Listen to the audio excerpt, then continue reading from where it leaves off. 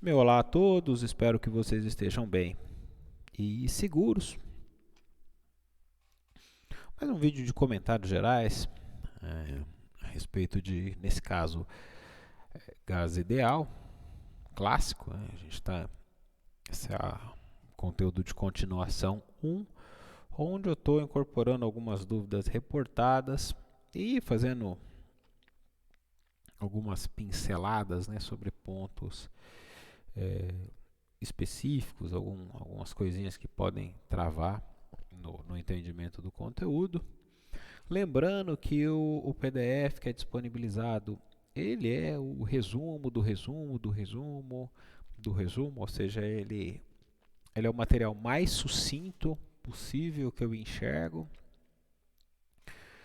para ser apresentado para o aluno, né, para que ele possa encontrar esses temas nas diferentes referências que foram apresentadas para a disciplina, do qual eu destaco e recomendo o livro do Casquilho, que é o que a gente está seguindo, né, vamos dizer assim, ao longo da disciplina, e outros livros, né, porque é sempre bom ver como outros autores expõem o mesmo tema, né? Então eu recomendo a leitura do livro do Raif, do Pátria, do Salinas, do Greiner, do Huang, do Hill, ou seja, os livros que vocês tenham uma facilidade no entendimento e tenha acessível, né? Nesses tempos, nem todos os livros podem estar acessíveis e os empréstimos nas bibliotecas podem estar limitados. Bom, sem mais delongas, então vamos seguir o nosso estudo do gás ideal clássico e hoje a gente trata a estatística de Maxwell-Boltzmann. Então, quando a gente despreza a energia de interação entre as partículas, o que nos resta, né, é a soma das energias individuais de cada partícula, que nesse caso consiste na energia cinética de translação. Então, a gente vai repetir um procedimento que a gente já realizou previamente, que é supor que as partículas do gás ideal sejam ordenadas energeticamente, e nesse caso a gente vai considerar que as partículas desse gás monoatômico que nós estamos estudando sejam idênticas. Então a gente faz esse ordenamento energético, né? ε1 menor ou igual a ε2, menor ou igual a ε3, blá, sobre o ponto da matemático, né, da física estatística, isso não importa, mas para a gente acaba sendo, esse ordenamento acaba nos permitindo uma interpretação mais facilitada. Então a gente vai considerar também que o gás está em equilíbrio termodinâmico de temperatura num volume e com N partículas. Então note, né, temperatura, volume, número de partículas. Opa, parece muito adequado empregar o ensemble canônico. Ok? Aqui a gente vai estabelecer também uma relação entre os estados e o número de partículas em cada estado individual. Então a gente vai dizer que N1 é o número de partículas que está no estado 1. E logo de cara isso aqui já estabelece uma relação entre o número de partículas e a energia do estado, né? Bom, cada partícula precisa estar num estado, se ela existe, né, ela precisa estar num estado de energia, ainda que esse estado seja zero. Vamos supor, eu tenho 5 partículas que têm energia igual a zero, supondo. Tá? Então, aqui acaba sendo uma condição, uma descrição muito interessante, né? Porque permite a gente escrever a energia do gás, por exemplo, ó, como o somatório do número de partículas em cada estado vezes a energia da partícula naquele estado. Então, vamos supor que eu tenha, por exemplo, N1, né, sendo igual a 3 partículas que estão ocupando a energia epsilon1, por exemplo, que é igual a zero. E para questões de simplicidade, né, N2 igual a duas partículas que ocupa uma energia igual a 1. Então aqui, né, eu já posso dizer que nesse meu sistema com 5 partículas, né, 3 ocupam que é o estado igual a zero, 2 ocupam energia 1, então a energia total do meu sistema, é igual a 2, tá? Para esse caso específico. E logo de cara eu já posso dizer, né, que o meu N é igual a 5. Então estabelece, vamos dizer assim, facilita bastante, né, em relação a, vamos dizer assim, os vínculos de energia e de número de partículas, né, a energia total do sistema e do número de partículas que eu estou inserindo no meu sistema. Ok? Então, seguindo, né, o número de maneiras possíveis para distribuir N partículas pelos estados individuais é dado por gama, né, de N1, N2, N3, N4, que vai ser o número total de partículas dividido por o número de partículas em cada estado, né? Isso aqui é só para excluir as duplicidades, né? Esses fatoriais no numerador. Okay? Aqui eu vou deixar como comentário para vocês, né? Para que chame atenção para que eu estou medindo o número de maneiras possíveis de distribuir, né? Então isso aqui tem cara de numeração, isso aqui tem cara de contagem de estados e tudo mais, e aqui logo na equação de baixo, onde eu apresento a função de partição, né? Aqui já começa a ficar claro a natureza aqui dessa função gama, né? Lembrando que aqui aparentemente em relação aos conteúdos anteriores a gente chamava essa grandeza, vamos dizer assim, por uma outra letra. Estou chamando a atenção.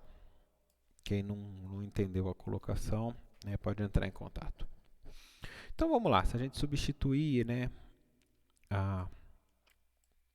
esse aqui, a gente vai obter essa expressão, né, para a função de partição. E se a gente manipular, né, então entender aqui que aqui a gente está distribuindo as energias, né, então a gente chega nessa expressão aqui e reorganizando e colocando todo mundo na base exponencial, né, na base neperiana aqui, a gente consegue reescrever, né, cada um desses termos aqui. Então, o somatório, essa soma aqui, né, vai virar produtos do exponencial, né, e a gente consegue, então, reescrever esses valores dessa forma, que é uma manipulaçãozinha bonitinha, vou deixar para vocês. Simples, mas bonitinha.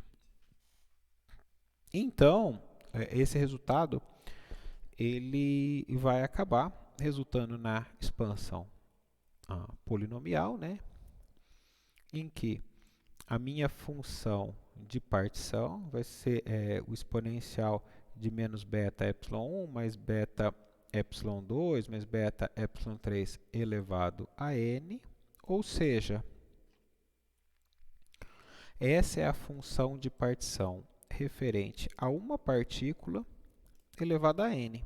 E esse resultado, de certa forma, apesar de ser impressionante, ele era esperado, né? Já que a gente não tem interação entre as partículas, a gente acaba concluindo, né, que a função de partição deve ser o produto das funções de partição referente a uma partícula.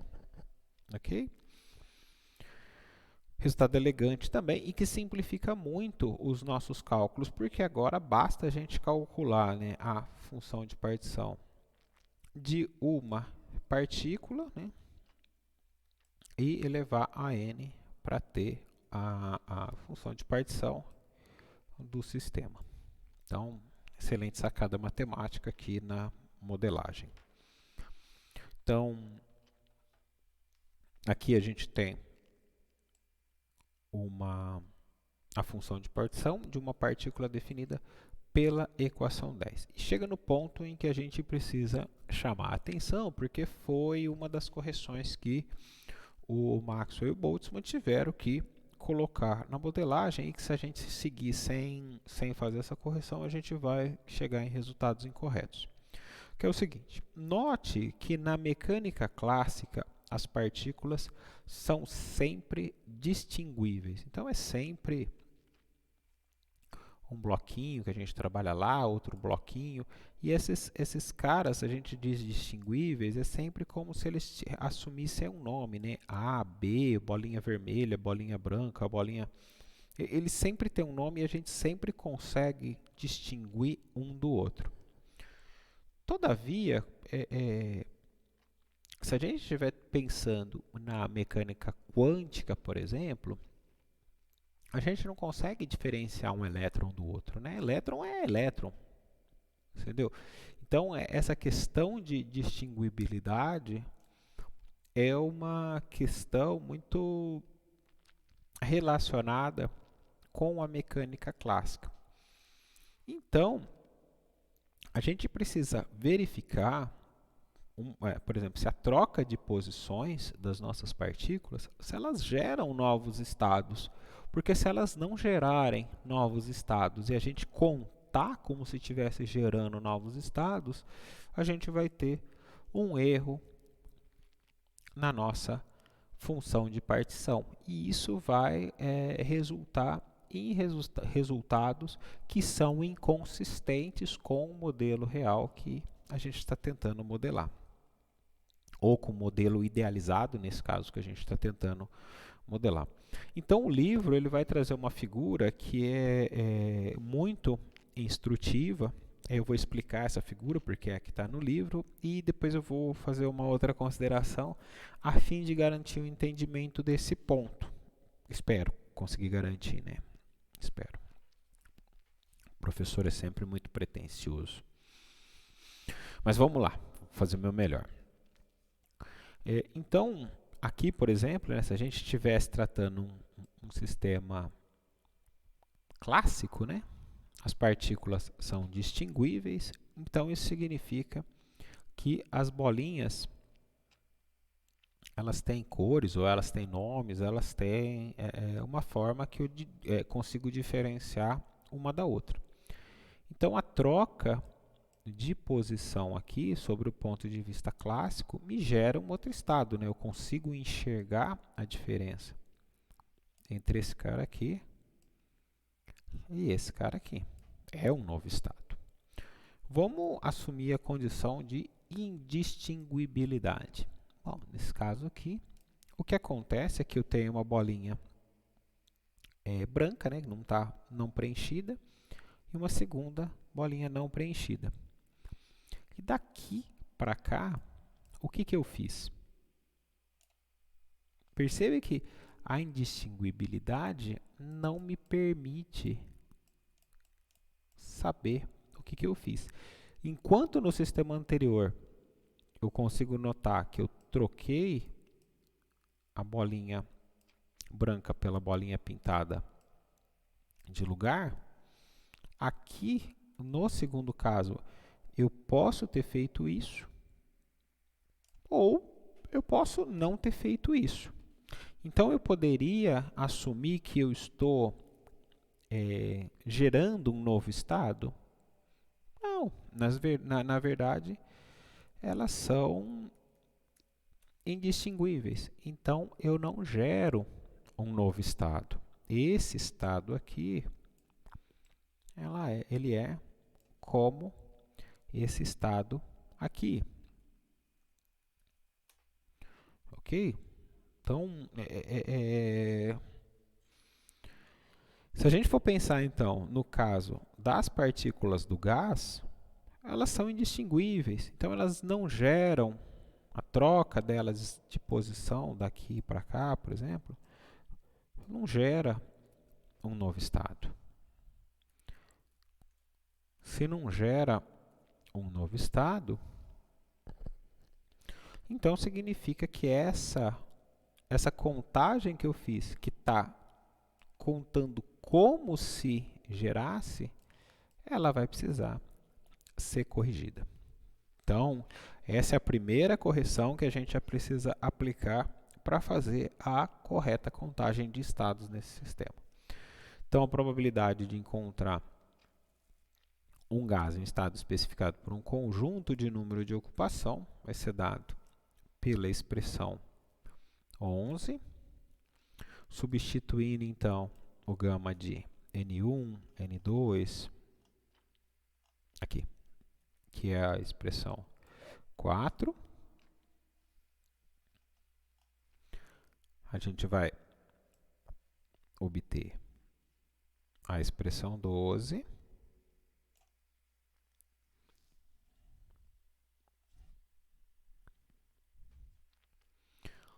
E o número de ocupação médio de um dado estado individual I vai poder ser calculado a partir da função de partição do gás, expressão 8. Vamos voltar aqui.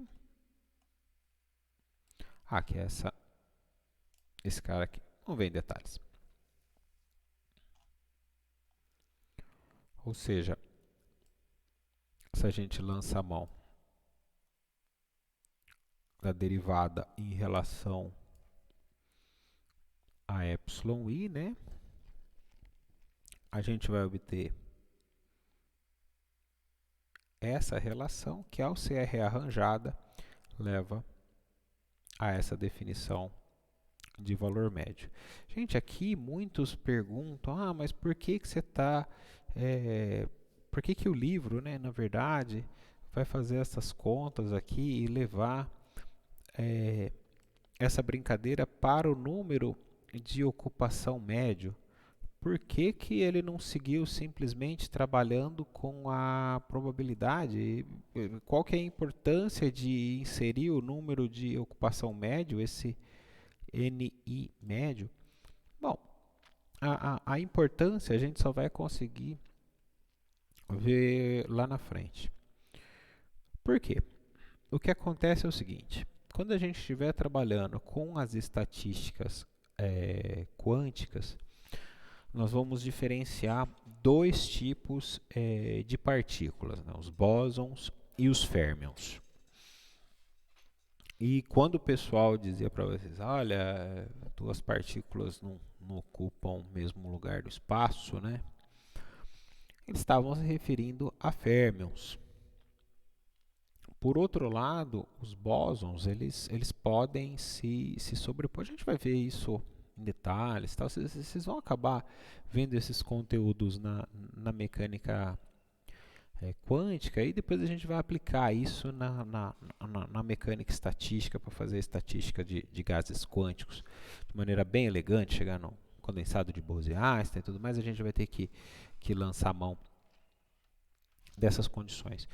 Mas note que, ao falar que uma partícula pode ocupar o mesmo estado ou uma partícula não pode ocupar o mesmo estado, a gente vai estar relacionando ao número médio de ocupação. Então, nada mais oportuno do que já inserir isso neste momento, para então depois poder fazer com que as estatísticas, estatística de Maxwell-Boltzmann, estatística de Bose-Einstein, estatística de Fermi-Dirac e estatística de Planck, elas possam ser apresentadas, né, e entendidas em termos desse parâmetro número de ocupação média. Então é por isso que o livro do Casquilho vai trazer essa informação aqui, porque vai ser muito oportuno já para um futuro próximo, no nosso caso, semestre seguinte. Aqui eu deixo uma atividade, né, sem nota para vocês praticarem. E se a gente substituir, então, a expressão 15 na expressão 9, essa aqui, a gente vai encontrar o que é designado por estatística de Maxwell-Boltzmann, que aqui está apresentado sobre o número de ocupação média e aqui apresentado pela probabilidade. Comentários finais, né? A expressão definida como estatística de Maxwell-Boltzmann fornece o número médio de ocupação de um estado individual em termos do produto, do número total de partículas do gás pela probabilidade de ocupação desse estado individual. E uma vez que nós desprezamos a interação entre as partículas, P1 não depende do estado das outras partículas, e assim a gente pode tratar elas independentemente. Então, calcular, né, a função de partição de uma partícula e levar a n, né, que é o produto das funções de partição de cada partícula. Então, como já foi proposto previamente. E aqui, né, a energia média ela vai ser dada da maneira como a gente já viu previamente. Você vai falar, não, mas a energia média a gente calculou ela pela probabilidade, né? Mas a gente pode ainda expressar ela, não está nesse PDF, mas a gente já tinha calculado E, né, como igual somatório de I de P de D de I. Todavia, aqui a gente vai poder calcular a nossa energia em função, né, empregando a ocupação média, o que vai ser bastante interessante também, né? Lá por dado a expressão 15 e ainda pelo vínculo do número de partículas, né? O somatório do número médio de partículas em cada estado deve ser igual ao número de partículas total. Ok? Então, os comentários para esse PDF eram esses. Eu fico à disposição de todos.